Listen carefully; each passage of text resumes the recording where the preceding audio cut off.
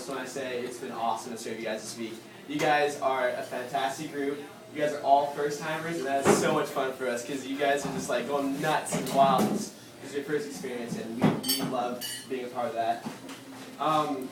A year ago, if someone would have asked me if I wanted to be on work crew, I would have been like, what are you talking about? No way. Why would I want to work every day for a whole month, long days with no pay, and have a smile on my face? Nah, I'm not going to do that. I'm going to go spend a better time with my summer. But a year ago, I didn't have Jesus in my life. I wasn't in a relationship with God. I didn't know about His love. And His love is what drives all of us on all the work that we do. His love is what fuels our fire. And it's been the best week of my life, best month of my life.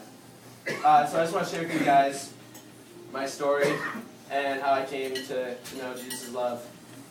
My mom's whole life, she's been on and off addicted to meth, which is a drug. Right before I was born, she was in a bad situation with another guy, and it was over drugs, and she ended up getting raped by him, and she ended up getting pregnant with me, and that guy ended up turning out to be my biological father. My mom had this life in her. She wasn't expecting. She was very scared about it. She was alone. She didn't know what to do, and she thought heavily about abortion. My grandma, though, she said, Kim, God's going to do great things with your child, and so you need to keep him. And so with that said, he's alone. My mom decided to keep me. So just want to fast forward into my childhood. When I'm talking about my childhood, I'm talking about like 10 years and under. I grew up in a household where both of my parents were addicted to meth, and there was a lot of neglect there. And I grew up with my little sister who was 5 years younger than me, and I spent most of my childhood being a parent to her and taking care of her because our parents wouldn't. When I say my parents, I had a stepdad who at the time I thought was my real dad because he came into my life when I was just a baby, and my family decided just to convince me that I was my real dad so I wouldn't know the truth of how I was conceived.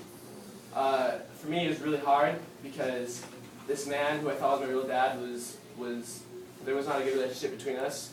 He was very abusive to me. There's very little affection between us. Very rarely did he ever even give me a hug, let alone say he loved me. So seeing him as my father, it was really, really hard for me. But when I was 10 years old, CPS, Child Protective Services, came into our home, and they took me and my sister away to go live with our grandparents up in Arlington. So fast forward a couple more years, into my high school years. My freshman year, my mom decided that she wanted to get clean, and so she came up to Washington to get off drugs, and it was during that time that she told me the truth of my conception and of the rape and of who my real dad was. And so that mixed in with the pain and the anger and the sadness that I had just from my childhood, and then this harsh truth that was thrown upon me, it was really, really hard for me to deal with it. It set me over the edge because I didn't know what to do. I was at the lowest point in my life. I was very, very depressed. And I had this void in my life, this emptiness in my life. And I decided that I was going to fix it. It was like what Megan talked about in the talks about the darkness. And I decided that I was going to fix that darkness myself. And so that's when I started hanging out with the wrong people. I started doing drugs. I started smoking weed. I was drinking. I was being with girls. And it was something that might have felt good for a couple seconds, but I would wake up the next morning and I would feel disgusted with myself. I would feel guilty. I would feel worthless because I was putting these worthless things into my life, and it didn't help at all. It made me more angry. It made me more sad. It worsened things. It did not fill that emptiness in my life.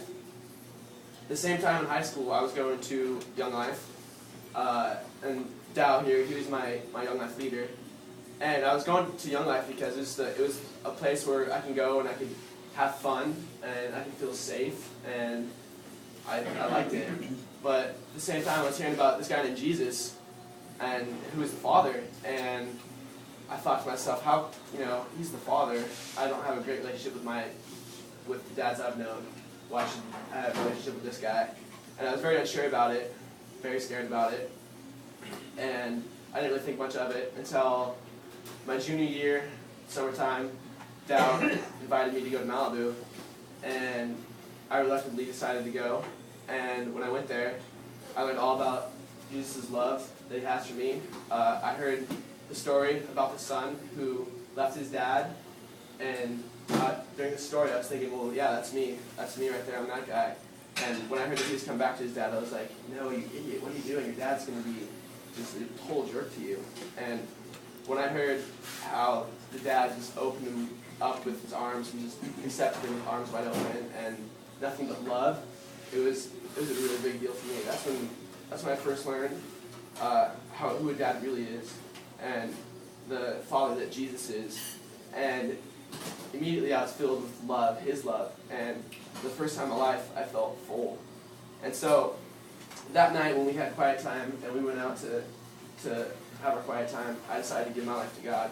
I decided I was going to try out this relationship with Jesus. And so that was almost a year ago. About 2 weeks will be a year ago. And so this year has been the best year of my life. It's the first time I've ever been really happy. It's the first time I've been able to have fun. And it's all because of Jesus' love. His love, the first thing that's ever filled me up and made me feel complete, made me feel loved, made me feel appreciated. And I'm surrounded by these people who love me. And it's just an awesome, awesome thing.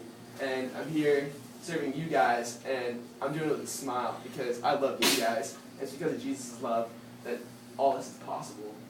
And so, if you guys are unsure about, Jesus, it's a scary thing at first, but it's an awesome thing. And I challenge you guys because his love is amazing, and I'm eternally grateful for his love. And so, just challenge you guys. That's my testimony. Woo!